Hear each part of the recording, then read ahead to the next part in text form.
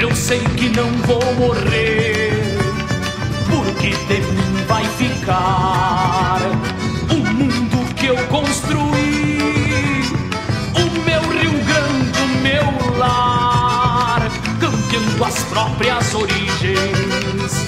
Qualquer guri vai achar, campeando as próprias origens.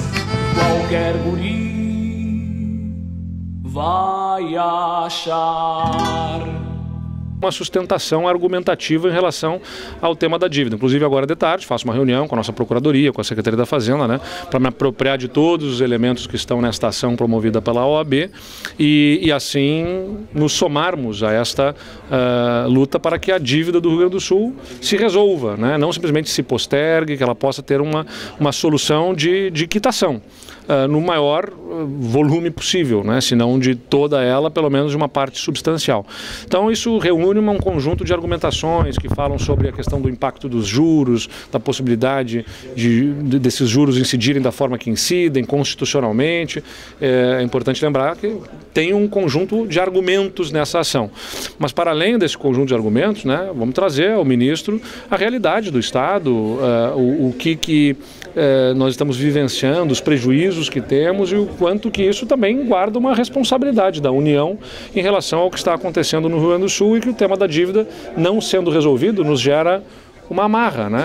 A dívida está suspensa no pagamento com a União, mas nós continuamos em regime de recuperação fiscal, sendo exigidos pela União de cumprimento de tetos de gasto, de limites aqui e ali fiscais que nos cerceiam os movimentos. Então, de um lado a gente deixa de pagar a dívida, coloca esse recurso num fundo de reconstrução, só pode ser usado na reconstrução. Temos que discutir qual é o conceito dessa reconstrução, se obras de resiliência se enquadram ou não nesse conceito, que nós entendemos que deve se enquadrar, mas não está claro do lado da União isso, e além disso nós continuamos sendo exigidos de outro lado pelo cumprimento de tetos de gastos aqui e ali que limitam os nossos movimentos. Então o Estado acaba tendo uma dupla personalidade. Ele é um Estado em calamidade para determinados tipos de gastos, ele é um Estado em recuperação fiscal para outros tipos de indicadores que tem que cumprir, e isso torna especialmente desafiador o contexto que a gente está vivenciando, e isso precisa ser resolvido. Governador, o senhor convocou os 457 prefeitos,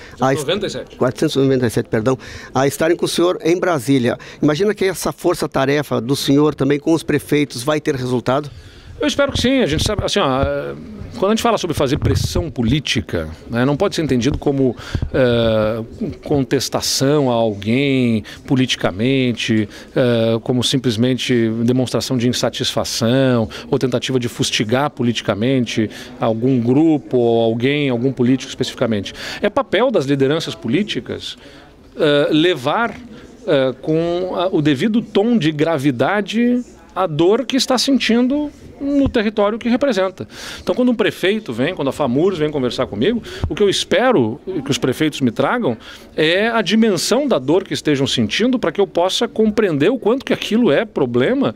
Eu recebo demandas diversas como governador, de todos os segmentos econômicos, de movimentos sociais, de prefeitos, em tantas frentes, e a gente não vai conseguir resolver tudo. A gente tem que organizar a lista de prioridades. Não, a prioridade é isso, a prioridade é aquilo, enfim, e você organiza essas prioridades de acordo com o que você sente que mais está sendo dolorido aqui e ali para a sociedade, para quem a gente governa.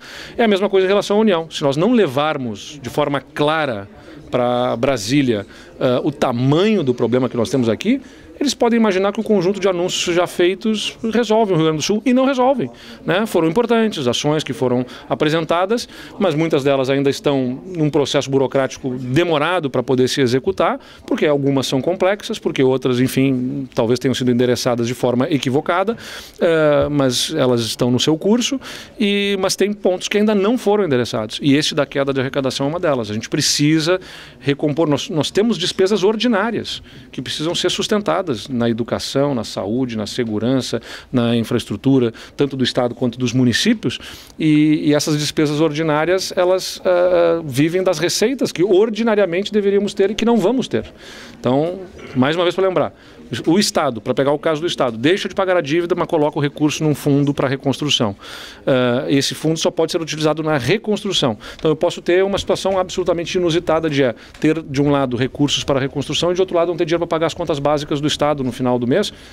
Não é razoável isso. A gente vai precisar, como houve na pandemia, de suporte do ente federativo que tem capacidade fiscal, que é a União, para poder manter a prestação de serviços à população. É importante mencionar isso. A educação está perdendo recursos, a saúde está perdendo recursos. De tudo que a gente está falando aqui, 25% dos municípios, do que fica com o Estado, 25% tem que ser aplicado em educação, 18% tem que ser 12% tem que ser aplicado em saúde, além de outras vinculações de receita que, quando a gente perde essa arrecadação, todas essas políticas públicas estão perdendo junto, porque não é um dinheiro para o governo, para o governador, é um dinheiro para a sociedade na prestação de serviços. Governador, aquela questão dos 20% a 25% de perda de arrecadação projetada para o ano, aquilo é o ano inteiro, os 12 meses, ou a partir da crise climática, de maio em diante? Nós estamos observando da expectativa que nós tínhamos de arrecadação até o final do ano, né? A gente projeta ter uma perda de em torno de 7 a 10 bilhões de reais em termos absolutos, tá?